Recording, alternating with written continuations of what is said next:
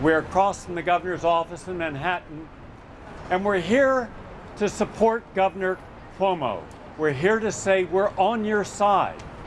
We're here because we know that you're against Indian Point. This is not a political issue. This is a public health issue. Because if there is an accident, if there is any form of a terrorist attack, if there is an earthquake, and it should in any way cause a meltdown or a solar storm that is expected between 12 and 24 months, then it's immaterial whether you're rich or poor, Democrat or Republican. If the power goes out at Indian Point, nuclear radiation is going to come into this area, and New York City and 20 million people living in this area's lives would be put at risk. And no one doubts that. Simply look at Fukushima. No one believed that Fukushima could happen, and then it happened. No one believed that there could be a 5.8 earthquake in the Upper East part of the United States, and then it happened in the same week as not even a Category 1 hurricane, only a tropical storm. And look at the damage done in Vermont, New Jersey, Lower Manhattan, and on Long Island.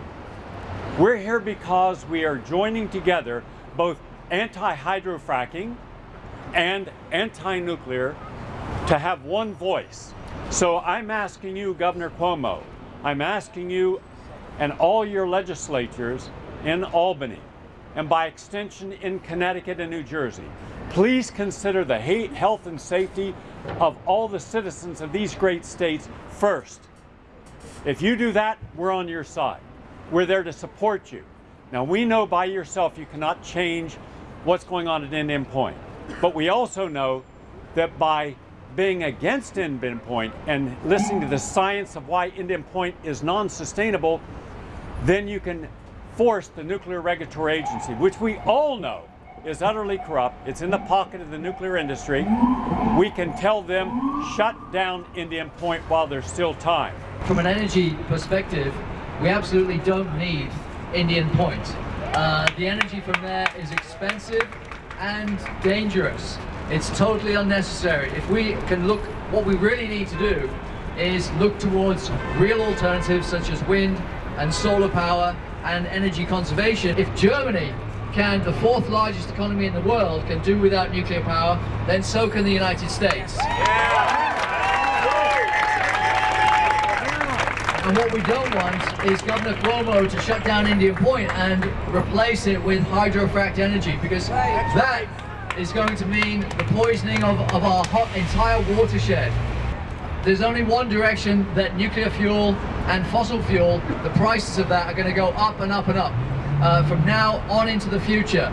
Wind, solar, geothermal, tidal, etc. There's only one direction those prices are going to go, and that's down.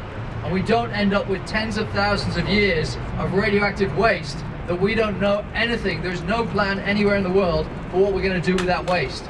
And so, the time to shut down Indian Point is now, before it gets relicensed, and to come up with a coherent energy plan for New York City and New York State that does not involve hydrofracking or its replacement with coal plants or anything else. We've been complacent. We've been lulled into a sense of complacency that nuclear power is safe, that it's the solution to climate change. Fukushima woke us up. It's waking up a whole new generation of college students and young activists, waking them up and saying, shut it down, replace it with clean, reliable, safe energy. It is too unsafe. We have 20 million people living and working within a 50-mile radius of Indian Point. That includes most of New York City, Westchester County, includes parts of New Jersey, parts of Connecticut, the lower Hudson Valley. We need to shut it down. We need to send a strong message to Governor Cuomo. In 1979, Robert Ryan, the director of state offices, state programs, the guy in charge of all the emergency planning for the 104 nuclear reactors in this country, testified in public and said that Indian Point is one of the most inappropriate sites in existence for a nuclear plant. He also said in another hearing, I think it is insane, and this is a quote, I think it is insane to have a 3-unit reactor on the banks of the Hudson, 25 miles from the Bronx and 35 miles from Midtown Manhattan. All these years later, it's no more appropriate than it was back when the guy in charge of emergency planning said it was the most inappropriate place in existence. That's why we're here. Because I go to every NRC annual review of Indian Point. And at one time, I got up and asked the regional director, his name was Hub Miller, can you guarantee that there will not be a radiation release at Indian Point? And his answer to me, in no uncertain terms, and again, this is a quote, because it rings in my ear since that day, he said, no one can ever guarantee that there will not be a radiation release event from any nuclear plant. Anytime a regulatory standard cannot be met by the operator of a nuclear plant, the NRC changes the standards. A perfect example is that they have just, within the past couple of years, taken fire insulation wrap that was supposed to last for an hour. It surrounds critical cables in the safety system. They found out that it couldn't last an hour. So they didn't force the operator to retrofit. What they did is they changed the standard so that this fire protection in critical safety cables only has to last 24 minutes. It's just nonsensical.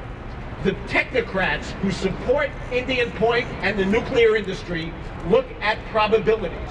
The probabilities are very low that a plant will have a major disaster. But when that disaster happens, and we've seen it many times, and you guys probably don't even know about some of the close calls. The same guy who oversaw the reduction of the fire standard in Indian Point made a bad judgment at the Daveeza plant outside of Toledo, Ohio. When the plant did shut down, they found that there had been corrosion eating through the dome of the reactor to within 1/4 of an inch of breach of containment. The Nuclear Regulatory Commission's Inspector General's office roundly scolded the supervisor who allowed it to go. Where did he go? He came to Indian Point. He didn't get fired. He wasn't thrown out of his job, even though the Inspector General's office said that the NRC was putting more weight on operator profits than public health and safety. We cannot rely on the regulators. They're nothing more than enablers of the industry. It has to come from us. There's more spent fuel at Indian Point than there is in all of the reactors at Fukushima. And it is so deadly. It has no place to go. Our local governments, our city governments need a plan. They need a plan for clean and green energy. And it's happening right here with building codes in New York City. It's happening where you get buildings that are producing a lot of their own electricity, up to 1/3 of their own electricity, using natural light. All the things that people need. And all the things that the company that owns Indian Point Energy does not want you to hear about. New York City would be gridlocked within 15 minutes if there was a serious incident or accident at Indian Point. No one would go anywhere. So realistically, there is no evacuation from Indian Point, which is built on a double fault zone. Earthquake fault lines coming up from Stamford, Connecticut to Peekskill, right by Indian Point, and then the Ramapo fault coming across the Hudson River, both pointing at Indian Point. And this is not my information. This information comes from Columbia University, Lamont Dougherty seismologist.